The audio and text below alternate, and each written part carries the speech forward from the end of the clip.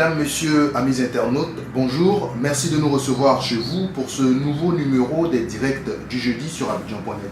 Avec notre invité de ce jour, nous parlerons de la nature et de l'intensité des relations qui existent entre les Ivoiriens et ce depuis la crise qu'a traversé notre pays.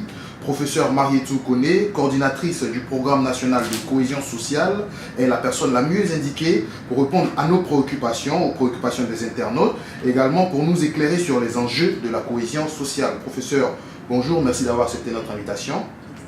Créé en 2011, rendu fonctionnel en 2012-2013 par le gouvernement ivoirien, le programme national de cohésion sociale existe et a commencé ses activités depuis lors. Alors, on se demande encore aujourd'hui quelles sont les véritables missions assignées à ce programme. Professeur, est-ce que vous pouvez nous revenir pour nous sur les missions, les objectifs du programme que vous présidez? Ok, merci beaucoup monsieur. Avant de répondre à toutes ces questions, je remercie Abidjan.net de nous avoir conviés à cette émission et je souhaite une bonne et heureuse année 2015 à tous les fidèles et lecteurs de Abidjan.net. Pour répondre à votre question, le programme national de cohésion sociale a été créé en 2012 avec pour mission de coordonner toutes les activités en matière de cohésion sociale sur le territoire national. Faire en sorte de rapprocher les Ivoiriens les uns des autres, faire en sorte de minimiser les frustrations, faire en sorte de réduire les inégalités, de faire en sorte de favoriser le vivre ensemble. Voici en gros les missions assignées au programme national de cohésion sociale.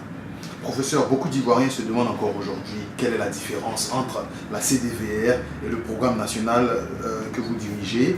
Quelle est la différence en général entre réconciliation et cohésion sociale? Je vous remercie. La différence, elle est nette. La cohésion sociale, c'est faire en sorte qu'il y ait l'harmonie entre les populations qui vivent sur le territoire national, faire en sorte qu'il y ait moins de frustration, faire en sorte de réduire les inégalités. Et la réconciliation, c'est un pan, c'est un volet de la cohésion sociale. Dans les pays où il n'y a pas eu de guerre, on ne parle pas de réconciliation, mais le processus de cohésion sociale est permanent, il continue et existe. Donc, en gros, je peux dire, c'est ça la différence. La réconciliation étant faire en sorte que les conflits qui ont eu lieu se tassent et que les personnes qui se regardaient à chien de faïence se parlent de nouveau et apprennent à vivre ensemble. C'est ça la réconciliation. Alors que la cohésion sociale va au-delà. Non seulement faire en sorte que les gens se parlent au quotidien, mais faire en sorte qu'ils acceptent de vivre ensemble malgré leurs différences, qu'ils travaillent ensemble, que mutuellement ils essayent de porter, de construire leur pays. Voici la différence entre les deux. Bien qu'il y ait une différence, il y a quand même une complémentarité. Par exemple, la CDVR a remis son rapport et dans ce rapport, il est dit que la CDVR a identifié plus de 72 000 victimes de la crise post-électorale. Donc, est-ce que votre programme s'appuie, on va dire, sur le rapport de la CDVR pour mener ses activités? Comme je l'ai dit, la réconciliation, c'est un volet de la cohésion sociale. Un volet, parce que la cohésion sociale repose sur 4 piliers: la paix, la sécurité, la solidarité, le dialogue interculturel. Donc la réconciliation, c'est le volet paix. Et la CDVR a rendu son rapport. Vous savez que la question des victimes est au cœur des priorités de l'État. C'est vraiment un des pans essentiels pour ramener la paix en Côte d'Ivoire.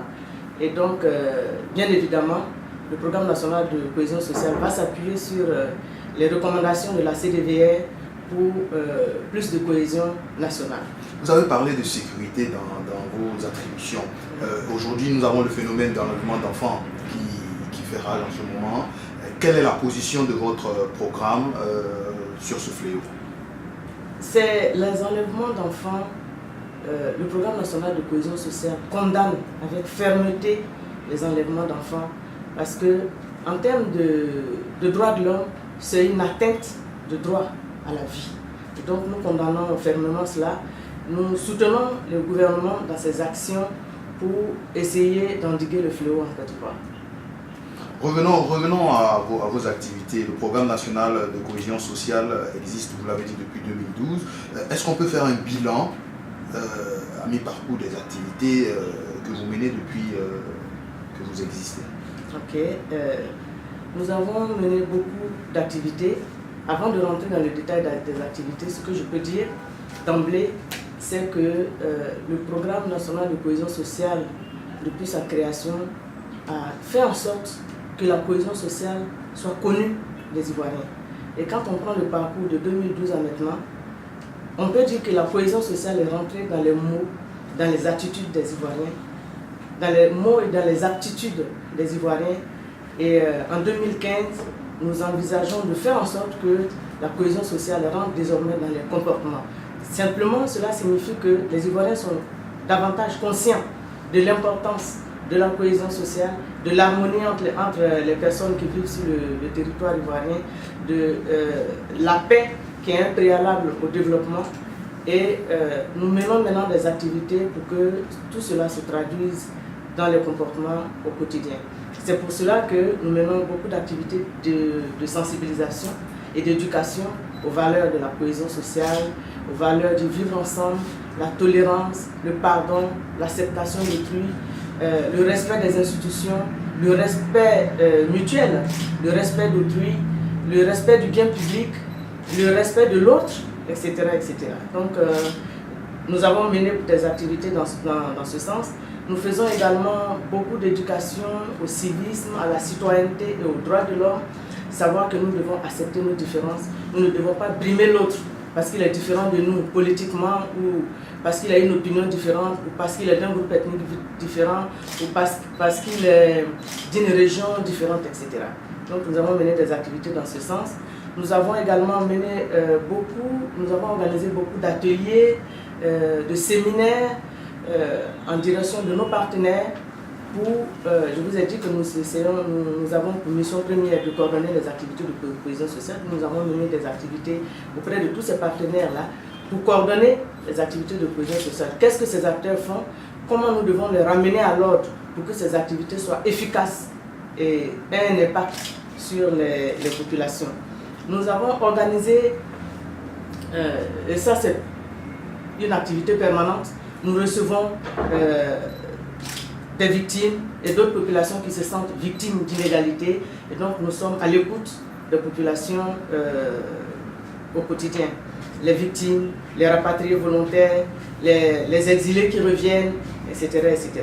Nous faisons également des activités de plaidoyer auprès du gouvernement et auprès de nos partenaires pour favoriser le retour des victimes, le retour de nos frères qui sont partis en exil, le retour des réfugiés sur le territoire, des réfugiés ivoiriens sur le territoire ivoirien.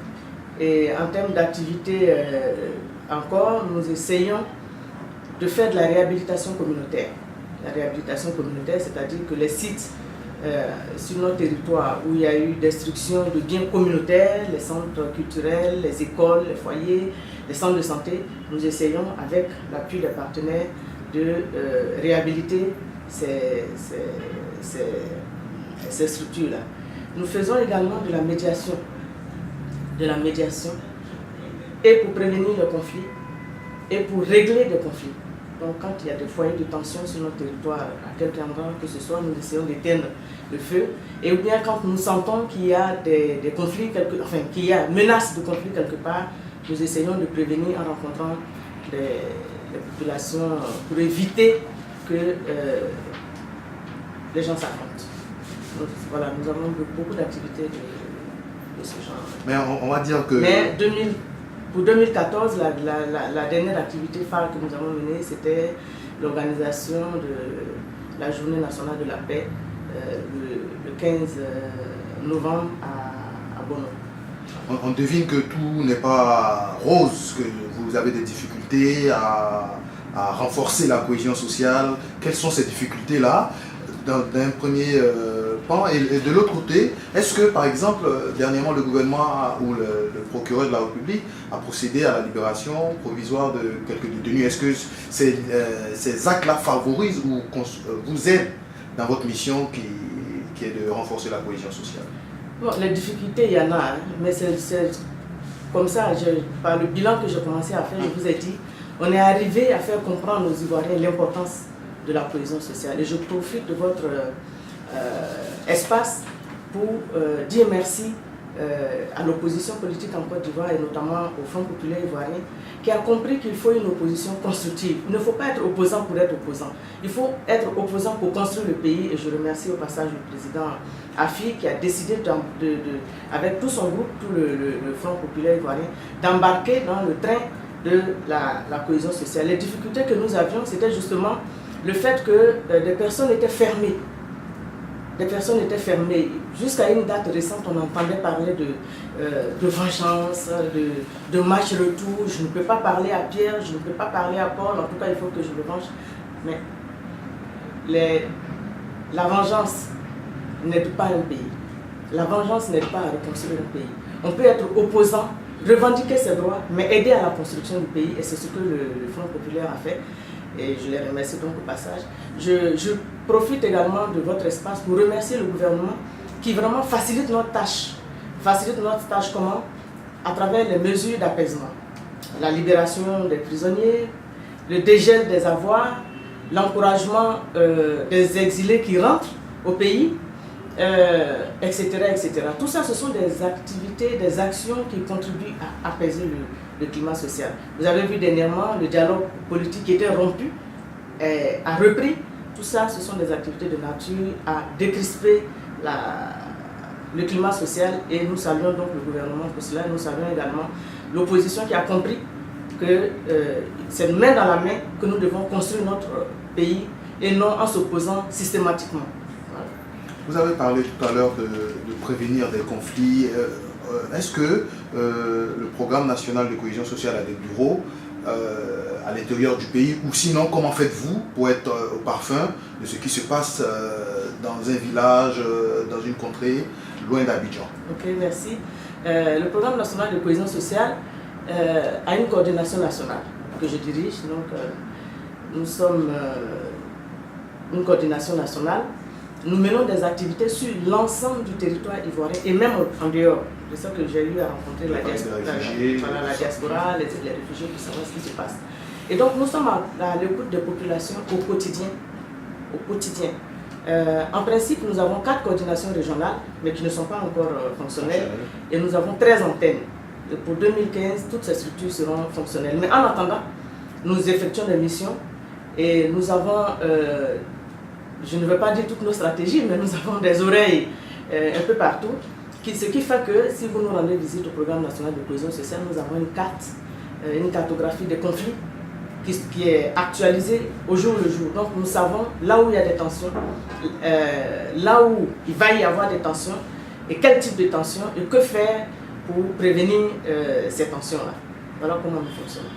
Et vous avez dit tout à l'heure que le gouvernement vous aide. Alors par exemple pour votre budget, comment trouvez-vous de l'argent pour faire ces missions, pour coordonner toutes ces activités? L'État de Côte d'Ivoire nous aide à hauteur de 20% du budget global qui nous permet de fonctionner au programme national de cohésion sociale. Et pour le reste, nous travaillons avec des partenaires qui nous aident pour les différents projets et différentes activités que nous menons.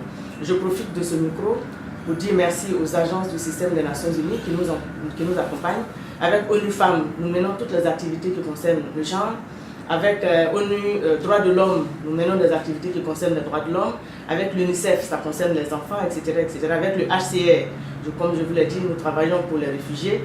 Et donc l'ensemble des agents du système des Nations Unies nous aident énormément dans le déroulement de nos activités. Mais également, je profite de l'antenne pour dire merci à la BAD, la Banque africaine de développement, qui nous accompagne pour des élections apaisées en Côte d'Ivoire. Voilà. Parlons d'élections. Lors de votre discours à l'occasion du Nouvel An, vous avez dit l'année électorale 2015 tend à arriver en chacun de nous les souvenirs douloureux des scrutins précédents. Concrètement, que fait le programme pour éviter à la Côte d'Ivoire une autre crise lors des prochaines élections? Je vous ai dit tout à l'heure que la Banque africaine de développement nous accompagne pour qu'il y ait des élections apaisées, des élections sans violence, des élections sans violation des droits de l'homme. Et donc nous avons un plan d'action que nous sommes en train de dérouler. Mais principalement, nous avons commencé une tournée auprès des institutions de l'État de Côte d'Ivoire. Le Conseil constitutionnel, je pense que vous avez dû voir à la télévision, nous avons rencontré le Conseil constitutionnel, parce que ce sont ces structures-là le Conseil constitutionnel donne les résultats. Donc comment faire en sorte qu'il n'y ait pas de problème. Bientôt nous allons rencontrer la commission électorale indépendante, nous avons rencontré la CDVR, donc en plus des institutions, nous avons rencontré le médiateur de la République. Tout ça c'est pour prévenir les conflits, pour que tout le monde comprenne que nous n'avons aucun intérêt à faire la guerre à propos des élections. Et nous allons commencer très bientôt. On a déjà rencontré le Front populaire ivoirien, mais nous allons encore rencontrer le Front populaire ivoirien et d'autres partis politiques en Côte d'Ivoire. Nous avons mis à contribution la chefferie traditionnelle qui devient bientôt la chambre des rois et chefs de Côte d'Ivoire. Nous avons mis à contribution les leaders religieux qui vont nous aider à relayer l'information dans les temples, dans les mosquées, dans les villages, dans les plus petits hameaux de Côte d'Ivoire, pour qu'on comprenne que les élections, c'est juste un jeu. Trouver un leader pour conduire la destinée du pays, mais même quand on n'est pas dans le camp qui a gagné, on doit s'aider pour construire notre nation sans heurts, sans haine, etc. Et vous êtes optimiste? Je suis très optimiste parce que, comme je vous l'ai dit, maintenant, regardez la télévision, écoutez les Ivoiriens, on ne peut rien faire sans la cohésion sociale. Maintenant, tout le monde dit telle chose pour la cohésion sociale, telle action pour la cohésion sociale. Ça veut dire qu'ils ont compris le bien fondé de la paix. On parle des ponts, on parle des routes. Tout le monde est content aujourd'hui d'utiliser le pont Henri Konan Bédié. Tout le monde est content de circuler sur des voies bien goudronnées. Mais s'il n'y a pas la paix, est-ce qu'on peut avoir cela? On ne peut pas l'avoir. On parle aujourd'hui d'emploi des jeunes. Mais vous pensez que dans les conflits, qui va venir nous aider à construire des usines, à créer des structures pour embaucher les jeunes? Les personnes. Donc tout le monde a compris le bien fondé de la paix. Et c'est pour cela que je salue tous les Ivoiriens et je les encourage à continuer dans ce dynamisme-là pour que notre pays, qui était le premier dans la sous-région, retrouve son lead dans le temps afin que nous soyons la locomotive de l'Afrique de l'Ouest et pourquoi pas de la Côte d'Ivoire et pourquoi pas de l'Afrique vers le développement. On constate également que le programme national de cohésion sociale communique assez bien. Vous avez même sur les réseaux sociaux beaucoup d'activités sur Facebook et autres. Alors, comment jugez-vous vos actions sur la population? Est-ce que vous avez un retour de la population à travers ces réseaux sociaux de vos actions, de vos activités? Je crois que dans l'ensemble, les Ivoiriens et les personnes qui vivent en Côte d'Ivoire sont contents de ce que nous menons comme activité. Et quotidiennement, nous sommes sollicités justement. Je crois que si les Ivoiriens ne suivaient pas nos activités, personne ne nous aurait sollicité. Mais nous sommes sollicités quotidiennement et nous sommes même parfois débordés. Parce qu'on veut qu'on soit à la fois ici et là et c'est difficile. C'est difficile, mais on essaye de le faire. Voilà.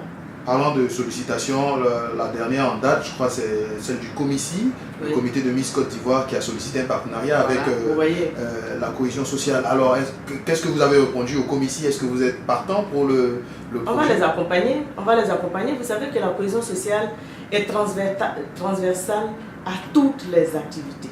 On fait de la cohésion sociale via l'éducation, le ministère de l'Éducation, via le ministère de la Santé, via le ministère de la Culture, via le ministère des Sports.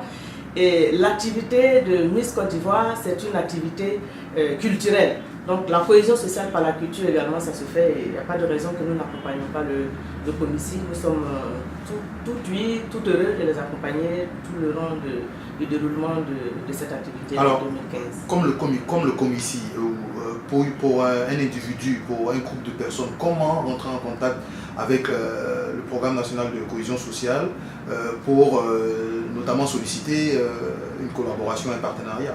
Bon, nous avons plusieurs adresses. Nous sommes à l'heure des technologies de l'information et de la communication. Notre site c'est www.pncs.ci.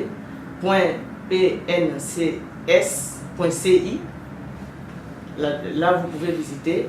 Nous avons notre compte Facebook, Programme national de cohésion sociale. Nous avons des adresses e-mail dont la principale pour le public c'est info avec S à la fin, @pncs.ci. Nous avons un numéro de téléphone, c'est le 22 47 83 73. Nous avons un numéro fax, 22 47 91 40. Et voilà. Amis internautes, je rappelle que nous sommes avec professeur Marietou Koné, coordinatrice du programme national de cohésion sociale, avec qui nous parlons bien entendu de cohésion sociale, des enjeux pour la Côte d'Ivoire, surtout à l'orée des prochaines élections présidentielles de 2015. Alors professeur, le président de la République a annoncé une subvention, une aide de 10 milliards de francs CFA pour indemniser les victimes de la crise post-électorale. Est-ce que vous êtes partie prenante dans ce projet? Comment accompagnez-vous cette annonce du chef de l'État? Ok, merci. Le président de la République, à qui je dis merci au passage pour cette mise initiale, veut booster le processus de réconciliation en Côte d'Ivoire. La question des victimes, comme je vous l'ai dit tantôt, est au cœur des priorités de l'État. Parce que le programme national de cohésion sociale, c'est minimiser les frustrations, réduire les inégalités. Il est évident que s'il y a des personnes qui ont de la rancœur, de la haine, de frustration, le pays ne peut pas avancer. Et donc, avec la mise initiale de 10 milliards, les victimes vont être indemnisées. Mais je souhaite que tout le monde comprenne que 10 milliards, c'est petit, vu l'intensité des frustrations, vu les différents types de préjudices qui ont été subis par les Ivoiriens et les personnes qui vivent en Côte d'Ivoire. Donc le président de la République montre sa bonne volonté et donc j'appelle ici tous les bailleurs de fonds à accompagner la Côte d'Ivoire afin que cette mise initiale augmente pour la prise en charge de toutes les victimes sans exclusive sur le territoire ivoirien. Le programme national de cohésion sociale participe bien sûr à ce processus puisque nous sommes chargés de créer l'harmonie, l'entente, la paix entre les populations qui vivent en Côte d'Ivoire et entre les Ivoiriens. Voilà ce que je peux dire. Professeur, on sait que vous sortez d'un séminaire, vous avez quand même accepté de venir à notre invitation. De quoi s'agit-il dans ce séminaire? Est-ce qu'on parle de cohésion sociale également? On sort d'un séminaire qui a rapport avec la cohésion sociale, qui est organisé par l'ambassade d'Israël, qui parle à l'occasion de la commémoration de l'Holocauste. Vous savez qu'il y a 70 ans pour l'intolérance, avec beaucoup de rancœur, parce qu'on a prié des gens il y a 70 ans, il y a 6 millions de personnes qui ont été priées et abattues, exécutées, simplement parce qu'elles ont été taxées d'être des juifs. Donc il faut éviter cela à notre pays.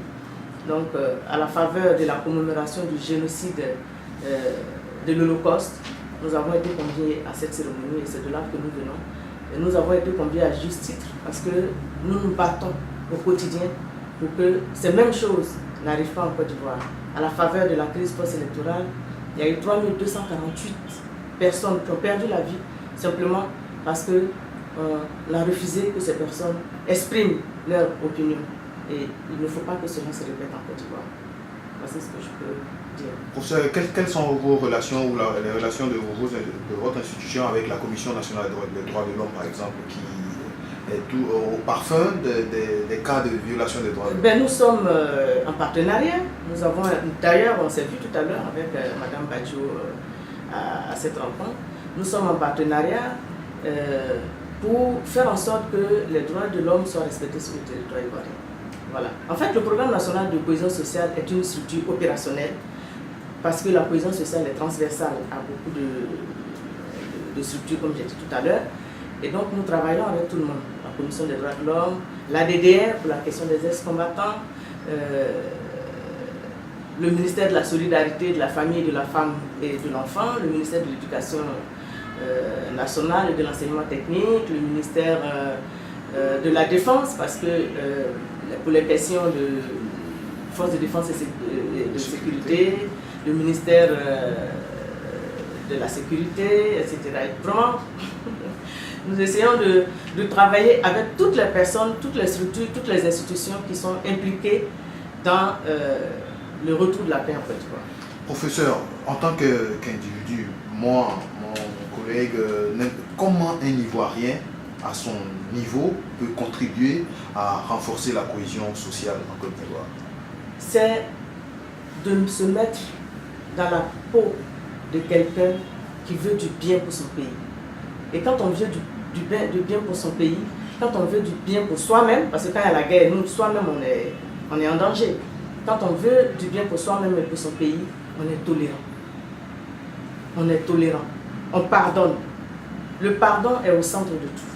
On pardonne, on ne grossit pas les faits, c'est-à-dire que quand quelqu'un me fait quelque chose, plutôt que de lui rendre ce fait-là par le mal, je dois pardonner son geste et l'amener à comprendre que ce qu'il a fait n'est pas bien et qu'ensemble, plutôt, pour contribuer au vivre ensemble, on doit être positif. Donc chaque Ivoirien, quel que soit le lieu où il est, doit être positif en pensant à la Côte d'Ivoire, parce que notre boussole, c'est la Côte d'Ivoire. On peut être différent, de groupes ethniques différents, de partis politiques différents, de nationalités même différentes. Mais parce qu'on vit sur le territoire ivoirien et que c'est la Côte d'Ivoire qui est notre boussole, on a intérêt à être positif, à être tolérant et à accepter les autres. Professeur, je pense que nous avons fait le tour de la question de la cohésion sociale en Côte d'Ivoire. Nous sommes au terme de notre interview. On vous donne l'occasion de faire un dernier mot, de lancer un appel à toute la nation et à tous les internautes qui nous suivent à travers le monde concernant la cohésion sociale en Côte d'Ivoire. Merci. Le message que je lance à tout le monde, il y en a deux. Le premier, c'est conjuguons nos efforts pour une Côte d'Ivoire paisible et cohésive. Le deuxième, c'est vivons avec nos différences pour bâtir une Côte d'Ivoire forte, unie, indivisible. Je vous remercie. Merci, amis internautes. Je vous rappelle pour terminer que nous étions avec professeur Mariétou Koné, coordinatrice du programme national de cohésion sociale, avec qui nous avons parlé des missions, des activités de son programme, également de l'enjeu de la cohésion sociale en général pour la Côte d'Ivoire. Et nous dirons, comme vous, pour vous paraphraser, vivons ensemble avec nos différences pour l'avancée de notre pays. Amis internautes, on se retrouve jeudi prochain pour un nouveau numéro des directs du jeudi sur Abidjan.net. D'ici là, restez connectés à tout notre réseau pour vous informer. Merci, à bientôt.